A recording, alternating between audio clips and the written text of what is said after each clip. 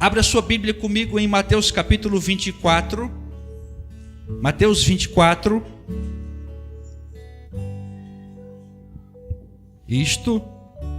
Verso 1 até o 2, Alex. Diz assim, irmãos, ora, Jesus tendo saído do templo, ia se retirando, quando se aproximaram dele os seus discípulos, para lhe mostrarem os edifícios do templo, para mostrar a Jesus a construção, ou a beleza da construção. Mas ele lhes disse: não vedes tudo isto? Em verdade vos digo que não se deixará aqui pedra sobre pedra que não seja, repita comigo, amém? Agora curve a sua cabeça só uma vezinha comigo, rápido, e diga: Senhor, fala, que eu ouço. Meu Deus, que os nossos corações sejam dilatados, que a tua palavra venha e fale conosco de modo especial. E se neste lugar houverem corações de pedra, eu convoco a santa palavra de Deus, que é como o martelo que esmiuça a rocha, porque esta vida precisa ser abençoada, precisa compreender o maravilhoso propósito de Deus para a sua vida, a fim de que seja maravilhosamente ajudada em momento oportuno, massivamente abençoada, em nome de Jesus. Você diz amém? Amém.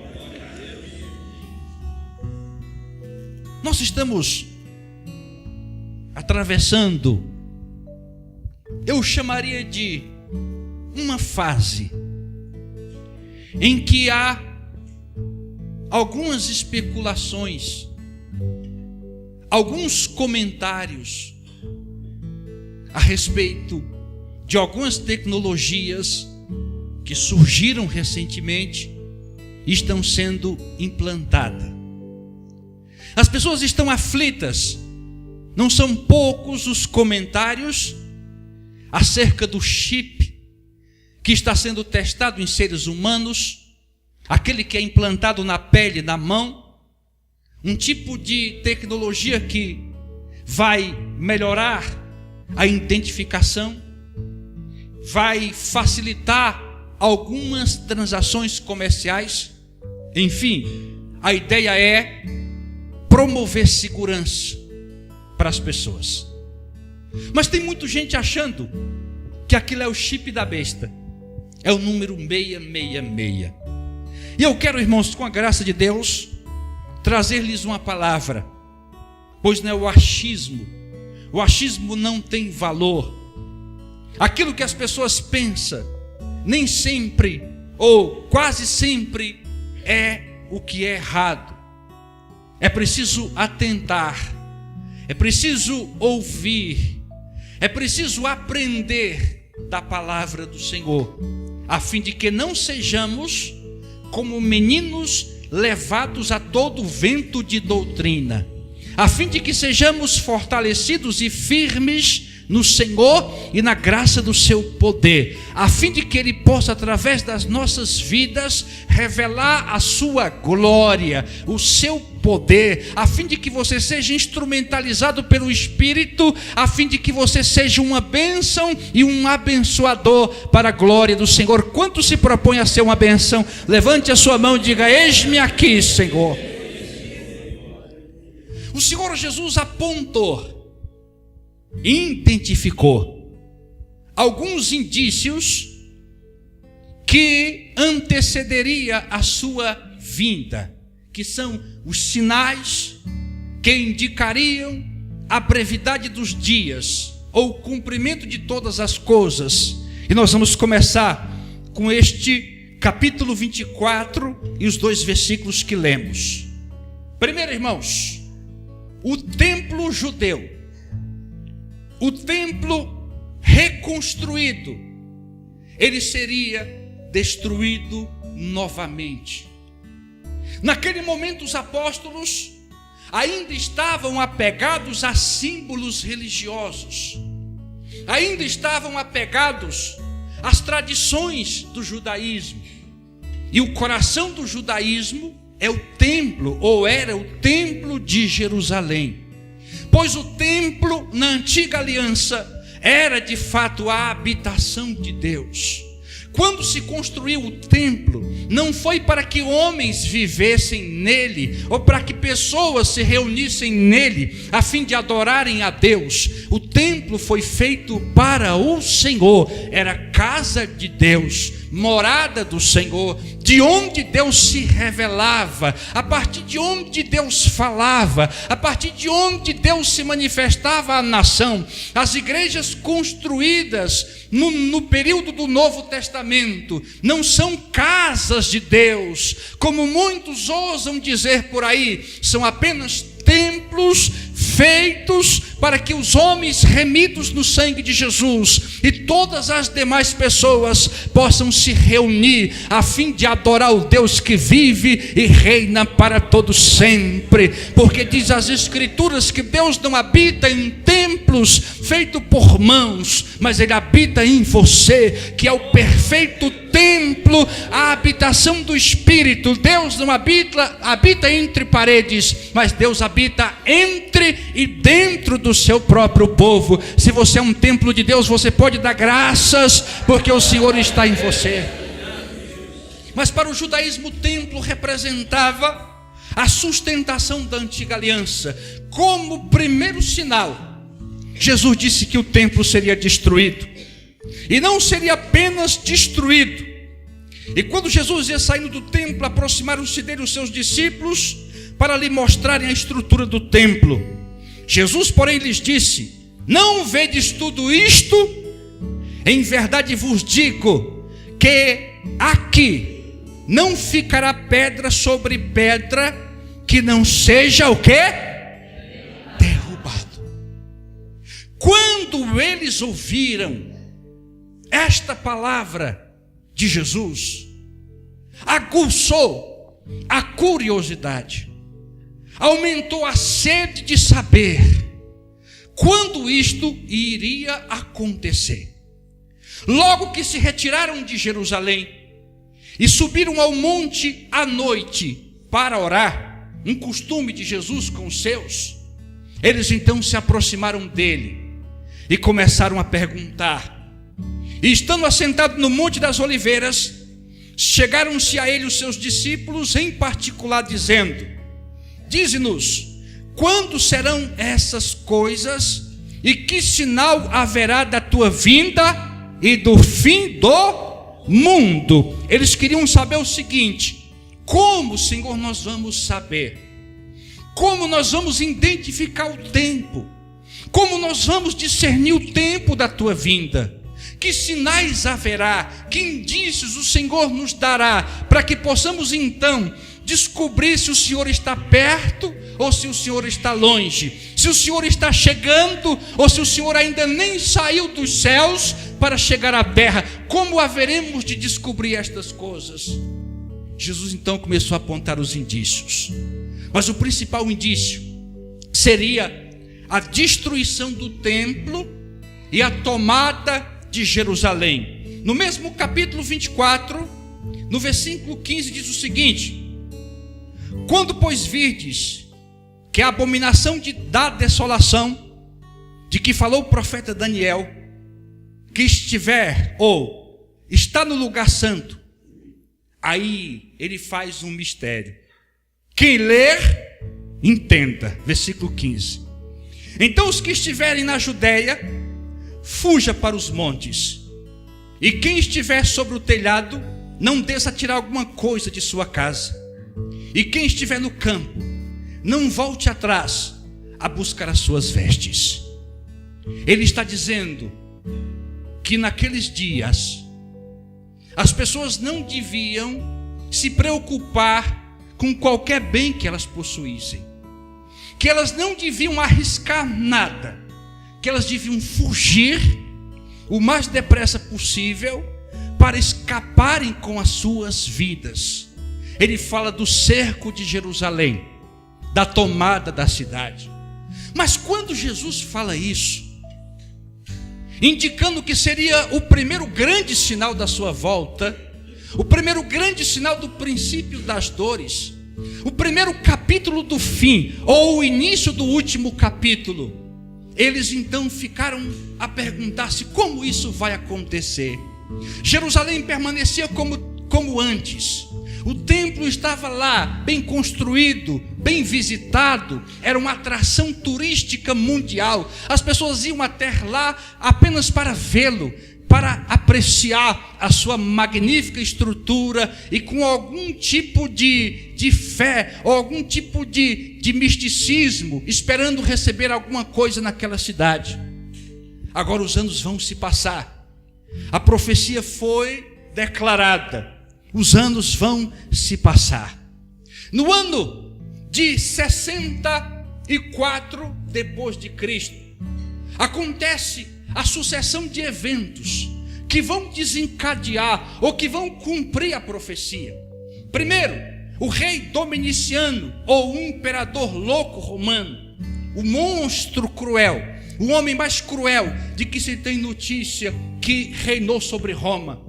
Depois do incêndio, o grande incêndio, já falamos sobre isso de Roma, houve uma maciça perseguição aos cristãos. No ano de 68, aquele homem morre. O homem que matou, o homem que perseguiu a muitos, agora estava arruinado, politicamente liquidado, não tinha mais para onde fugir, não tinha prestígio. Então ele decide, como todos os covardes, atirar sua própria vida, e ele morre. No seu lugar vai reinar Vespasiano.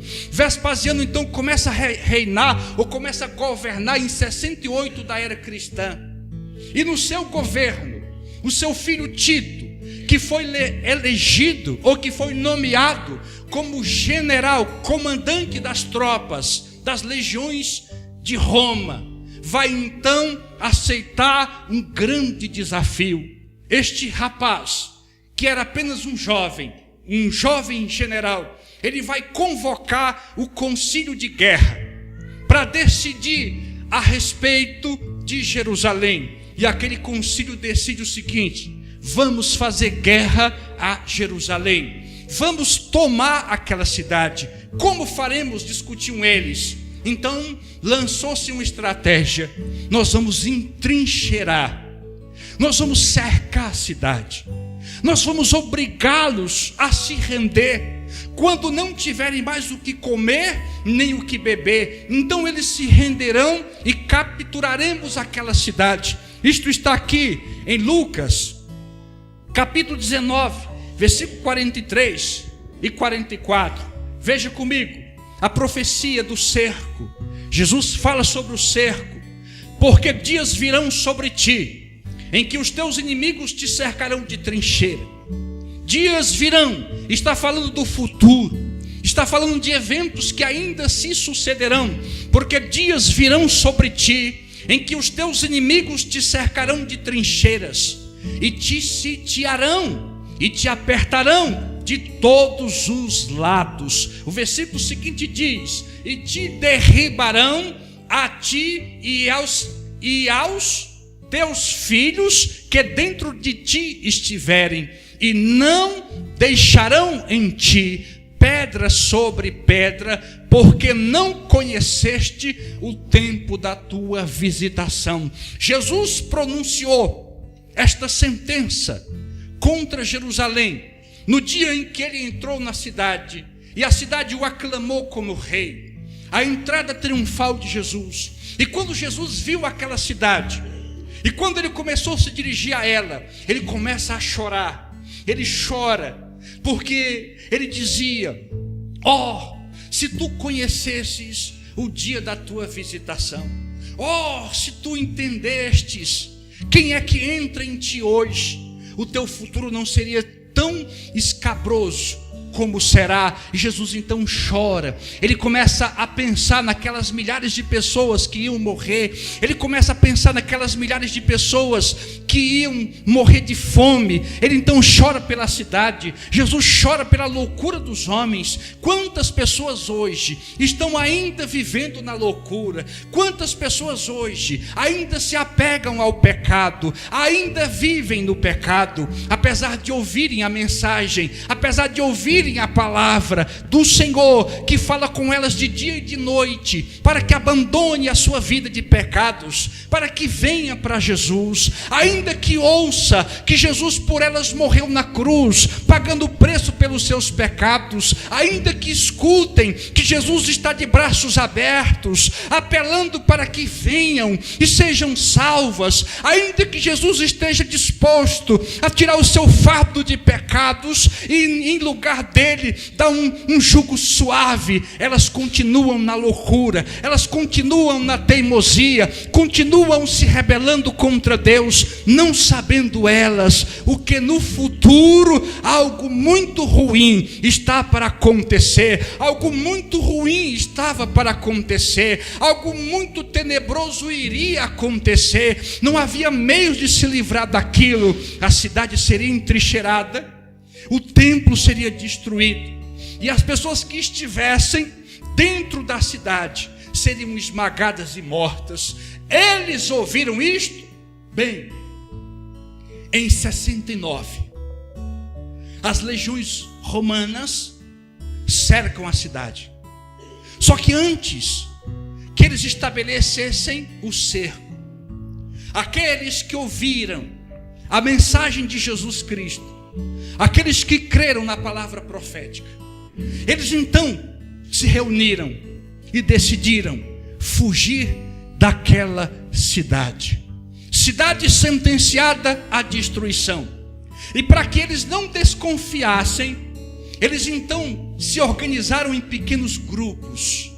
Todos os dias, pequenos grupos iam saindo e não retornavam, iam saindo e não retornavam. Quando bem próximo do cerco acontecer, o Espírito de Deus toma algumas pessoas que começam a andar pelas ruas de Jerusalém e começa a apelar àqueles que lá estavam: fujam daqui. Disse o Senhor Jesus que quando vocês virem a abominação de Daniel estando no lugar santo, então fujam, não se preocupem com seus bens, não voltem atrás, escapem com as suas vidas, salvem as suas vidas, saiam desta cidade. E pouquíssimas pessoas ouviram a mensagem dos últimos pregadores de Jerusalém. Meses depois, então o exército cercou, entrincheirou a cidade. E aonde foi que foram parar aqueles irmãos que saíram da cidade? Eles foram para a Jordânia, uma cidadezinha chamada Perla, na atualidade chamada Petra, que foi cenário de um filme de Indiana Jones e o Cálice de Fogo. Aquela cidade escavada na rocha, foi para lá que eles foram e permaneceram ali até que toda aquela tempestade passasse, porque ouviram a palavra do Senhor, deram crédito na mensagem que ouviram e obedeceram, e não foram loucos em arriscarem as suas vidas fazendo aquilo que o seu coração desejava. Poucos dias depois, a cidade estava entrincheirada. Amados, esta é a maior tragédia conhecida, porque lá dentro haviam muitas pessoas. Depois que eles entrincheiraram a cidade, cercaram a cidade, apertaram-na, não havia mais como escapar. Ainda assim, o general Tito, filho do imperador Vespasiano, líder e comandante das legiões romanas, apelou diversas vezes para que eles se rendessem, para que evitassem o massacre, para que se tornassem escravos de Roma. E eles disseram: nunca nos entregaremos, resistiremos, porque o Senhor está conosco, porque Deus nos livrará. Eles estavam enganados. Deus não estava mais com eles, Deus não estava naquela estrutura mais, Deus não estava naquele templo mais, Deus havia vindo e eles o rejeitaram e o crucificaram numa cruz. Ele havia sido morto e ressuscitado e estava não no templo de Jerusalém, mas assentado à direita de Deus nas alturas, intercedendo pelos santos e se preparando para voltar e retirar o seu povo da terra. Deus não estava, eles estavam sozinhos, eles estavam à mercê de sua própria sorte, e isto vai acontecer 11 meses depois. Muitas pessoas estavam mortas de fome, de sede, e as poucas que resistiram, quando Roma entrou, quando os soldados invadiram finalmente aquela fortaleza de muros, eles foram massacrados, eles foram crucificados, decapitados, queimados, violentados, esmagados debaixo da máquina de guerra romana. Então Tito, o general, correu para o templo para salvá-lo, porque ele queria salvá-lo. Mas alguém atirou uma flecha incendiária e o templo começou a pegar fogo. E ele gritava: apaguem o fogo, por favor, apaguem o fogo, eu estou ordenando. Mas a confusão era tão grande, e a ira, irmãos, porque eles ficaram quase um ano lá, oferecendo clemência, propondo acordos de paz, e eles não quiseram aceitar. Quando os soldados entraram ali, eles estavam com tanta raiva, possuídos de ódio, possuídos de uma ira sem explicação. Eles decidiram que tudo seria destruído, e o templo começa a pegar fogo. Ele então entra e vai no lugar santo dos santos, em busca da arca. Ela não estava mais lá, já havia sido tirada, e o templo então pega fogo, a cidade é incendiada, não sobra nada naquele lugar, tudo é destruído. No dia seguinte, para que se cumprisse a palavra de Jesus, não ficará pedra sobre pedra. Os romanos então souberam de uma notícia. A eles foi dada uma informação: há muito ouro no templo. Há muito ouro no templo. Logo eles deduziram: o ouro foi derretido. Precisamos do ouro. Então eles começaram a tirar pedra sobre pedra, a fim de garimpar o ouro derretido que ficou nas frechas entre pedra e pedra da construção. E assim todo o templo foi sendo destruído, uma pedra atrás da outra. Eles ficaram mais de 2 anos, irmãos. Montaram um acampamento lá, uma base elevada, ou uma base adiantada de Roma. Deixaram soldados, meia legião tomando conta. E aqueles soldados ambiciosos, ávidos por ouro, começaram a destruir a cidade, ou o que restou dela, tirando pedra sobre pedra, até que nada mais havia ali, a não ser aquele lugar aonde hoje está a mesquita muçulmana, lá no lugar onde era construído o templo de Deus. Tudo que sobrou daquelas construções magníficas foi o Muro das Lamentações, onde você assiste pela televisão as pessoas indo lá, deixando seus pedidos de oração, os judeus ortodoxos orando ali, pedindo pela vinda do Messias. Mas ele já veio e eles não entenderam o tempo em que o Senhor veio. Primeiro, o sinal da vinda de Jesus: destruição do templo e consequente destruição da cidade de Jerusalém. Primeiro sinal, versículo 5: quando isto acontecesse, viriam, Mateus capítulo 24, versículo 5, falsos, leia comigo, falsos o quê? Cristos. Porque muitos virão em meu nome, dizendo: eu sou o Cristo, e a muitos enganarão. Seria segundo indício da volta de Jesus. Depois dos falsos cristos, versículo 6 e versículo 7, guerras, rumores de guerras em muitas nações. E ouvireis falar de guerras e rumores de guerras. Olhai, não vos perturbeis, porque forçoso é que assim aconteça, mas o que a igreja ainda não é? Terceiro indício, uma contenda de nível mundial, uma guerra que assolasse todos os continentes e que devastasse a terra, matando milhares e milhares de pessoas. Em decorrência da guerra, vem a peste, as doenças, vem a escassez de alimentos, a fome. O mundo vai gemer, ou o mundo já gemeu. Isso são o princípio das dores. É o começo do fim. Não é o fim, é apenas o começo. Meu Deus, ainda vai piorar muito mais. Isso é nada em comparado o que virá. Guerras, rumores de guerras, e a natureza responderá à altura a tudo isto que estaria acontecendo na terra.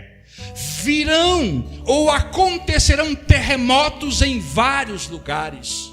Irmãos, nós sabemos hoje que os terremotos não são produzidos por uma ação sobrenatural, são natural, são ações natural da própria constituição terrena.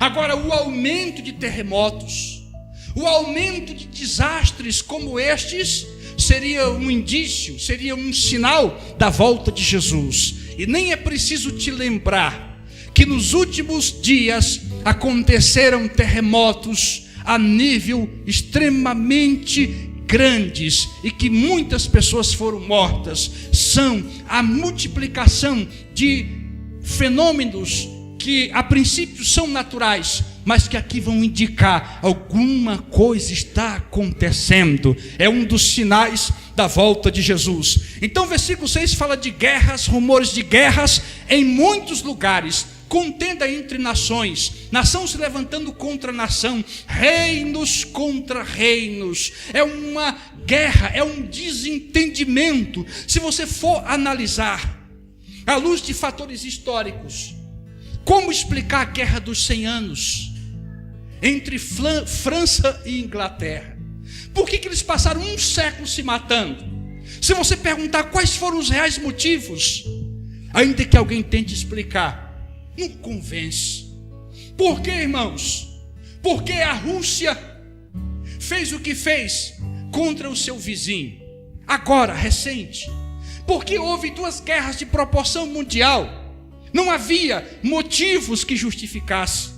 É que quando entra o espírito da contenda, o espírito da desunião, o espírito de Satanás, que o próprio Deus permite nestes casos para cumprir a palavra, assim como muitas famílias vivem em guerra, eles não se entendem, eles não entram em acordo, eles nunca compreendem uns aos outros, vivem em um estado de guerra estabelecido dentro da própria casa. É algo inexplicável. Apocalipse nos revela que isto é um dos cavaleiros que veio para tirar a paz da terra por meio das guerras, por meio das contendas, que a muitos matarão. Vamos lá.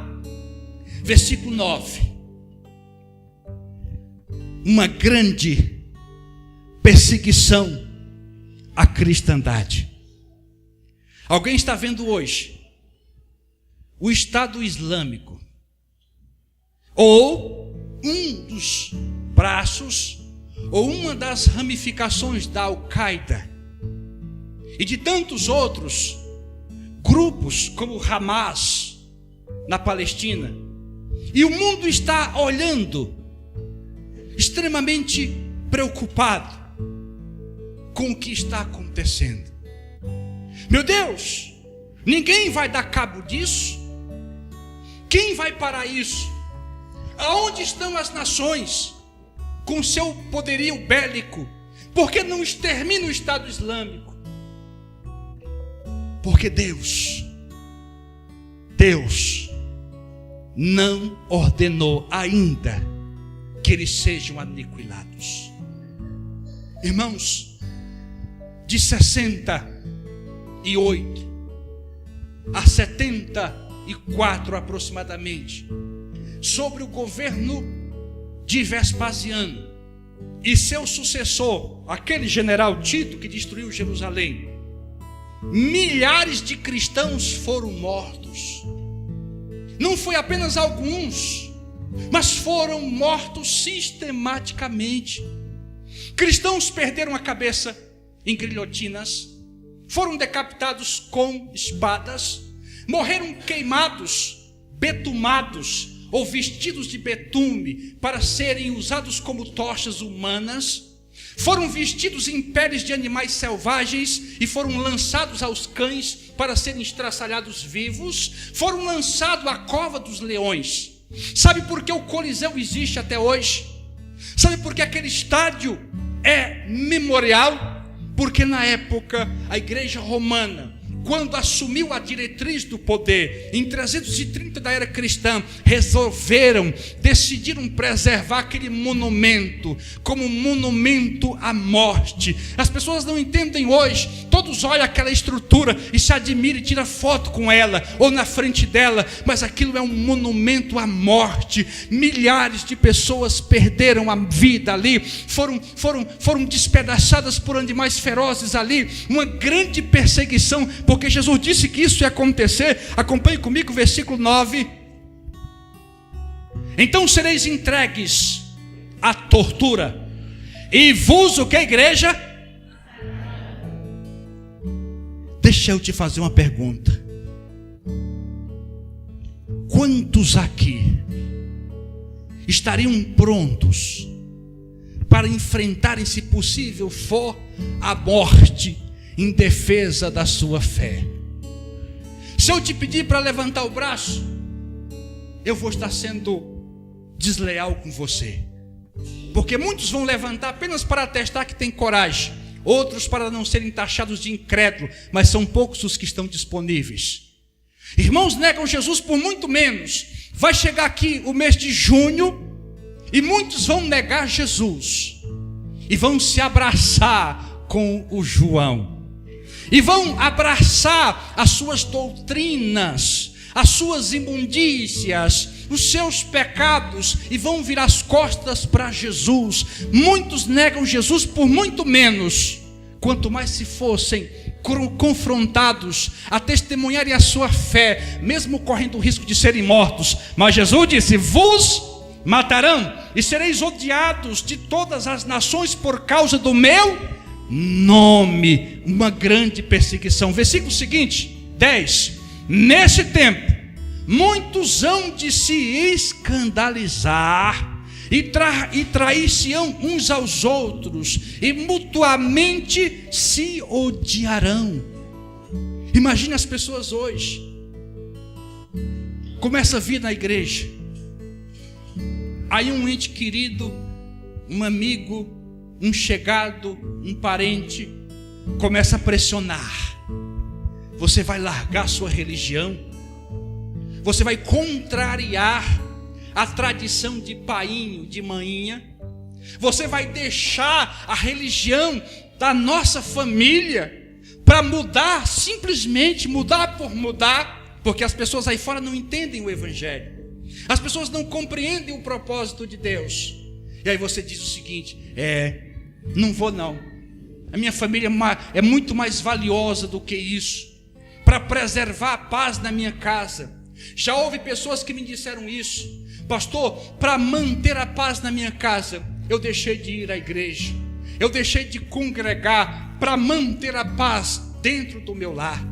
Sabe como uma pessoa dessa é? Um covarde. E Deus não precisa de covardes, Deus não precisa de gente frouxa, Deus não precisa de gente medrosa, não. Deus precisa de gente que tenha coragem, de gente que tenha coragem de amá-lo, assim como Ele teve coragem de amar você e de ir até as últimas consequências por você. Ele foi cuspido por você, Ele foi insultado por você, Ele foi ferido por você, Ele suportou a cruz de espinhos por você, Ele levou sobre si a cruz que não era dele por você, Ele recebeu toda aquela dor por causa de você, e você agora não quer passar nada por ele, você não tem coragem de afirmar o seu testemunho e a sua fé na pessoa bendita de Jesus, só porque alguém te contrariou ou se contrapôs à tua fé. É um dos sinais. Nesse tempo muitos vão de se escandalizar. Amados, este sinal já passou. Aí você dirá: ufa, então isso não vai acontecer mais. Não, isso aqui foi o princípio das dores. Isso aqui foi o começo do fim. Porque no fim, tudo isso aqui será muito vezes mais multiplicado. Se naquela época mataram 100 mil, vão matar 1 milhão. Sabe quantas pessoas morreram em Jerusalém? Segundo o historiador judeu Joséfo, 1.350.400 pessoas. 1 milhão. É muita gente morta, em decorrência daquela guerra que foi alertada, que foi profetizada, que foi prevenida por Jesus, mas eles não deram ouvidos. Sabe quantas pessoas vão morrer na grande tribulação? Vezes isso. O massacre de São Bartolomeu, ocorrido no século XVI, matou 120 mil pessoas na França. 120 mil pessoas perderam a vida na perseguição desencadeada no dia santo, no dia de São Bartolomeu, começando em Paris, espalhando-se por todo o país. 120 mil pessoas perderam suas vidas. Sabe do que as pessoas confiam nos dias atuais? Nos governos, nos sistemas de governo.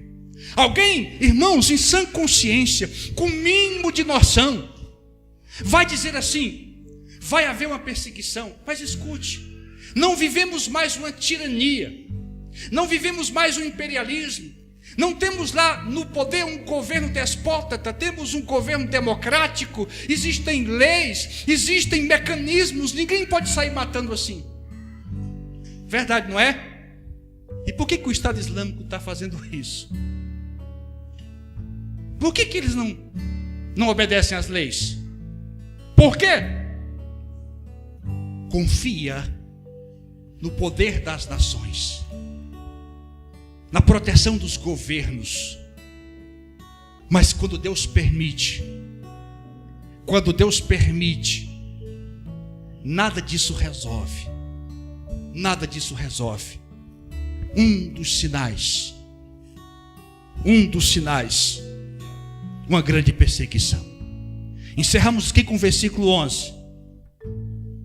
Isso é só o princípio das dores. Igualmente hão de seguir muitos, igualmente hão de surgir muitos o quê? E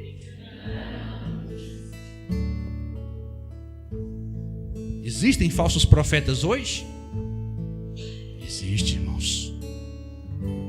Mas estes dos quais se referiu Jesus, eles começaram em 340 da era cristã.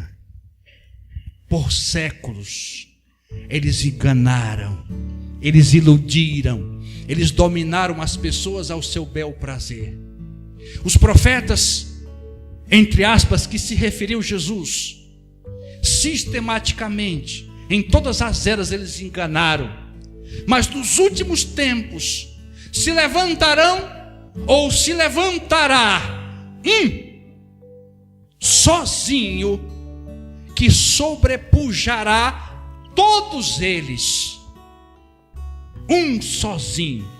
Durante todos estes anos, contamos de 340 da era cristã até 1520, quando finalmente a igreja foi liberta. Mas ela foi liberta parcialmente. Até hoje existem muitos falsos profetas. Existem pessoas que alegam receber ou terem recebido de Deus o lugar cabeça da igreja, sendo que este lugar pertence única e exclusivamente ao Senhor Jesus. Estão assentados no trono como se fossem o próprio Senhor Jesus. Mas juntando todos estes que viveram de 340 até o ano de 2015, eles não vão conseguir ser igual ao último que está para vir. O falso profeta, o falso, não é um dos falsos, é o. Este é o, não é um, é o. É aquele que vai vir, é aquele que vai trazer, é aquele que vai promulgar, é aquele que vai profetizar, é aquele que vai fazer sinais, é aquele que vai introduzir no cenário mundial o anticristo, o homem do pecado, o 666. Vocês estão com medo do chip? Não é o da besta, não se preocupe, não é. Quando o da besta vier, isso é apenas uma tecnologia que será utilizada pelo anticristo. Mas quando chegar o momento de implantar o código da besta, ou certamente um desses chips, só que sendo diferente, as pessoas não vão ser enganadas. Ah, eu fui lá, de repente colocaram isso em mim. Não, elas vão estar conscientes. Quem aceitar, aceita consciente, por causa dos benefícios, por causa das vantagens que vão obter. E aqueles que são de Deus, ou que têm temor de Deus, se não aceitarem, serão perseguidos, maltratados, presos e mortos maciçamente, como aconteceu no princípio das dores. Não vai ser algo assim: puxa, me enganaram, eu dei a mão para alguém colocou isso em mim. Não vai ser assim. Você vai concordar. Mas pastor, é o número da besta? Bem, você tem duas escolhas, não se esqueça disso: aceitar e desfrutar a falsa paz e a falsa segurança que dominará o mundo por 3 anos e meio, ou rejeitar e se submeter ao chicote da perseguição, até que alguém te mate, porque você rejeitou o melhor que o homem já pôde fazer, o melhor que o mundo já produziu, o melhor que o mundo já viu. Você merece a morte por isso. Como você pode rejeitar alguém que resolveu os problemas sociais, problemas políticos, problemas de segurança? Alguém que resolveu. Você rejeita alguém assim? Rejeita, então caça e mata, porque não é digno de viver. Não é assim como vocês pensam. Agora se coloca de pé, em nome de Jesus. Eu apontei apenas alguns dos sinais. Eu sei do último. Eu sei do último também. Mas não dá tempo hoje. O último. E eu quero te dizer que ele se cumpriu. Quem nasceu no ano de 1960 para frente,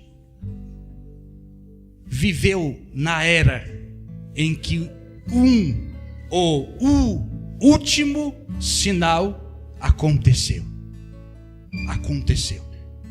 Debaixo dos olhos de quem tem 60 e poucos anos, 70, aconteceu.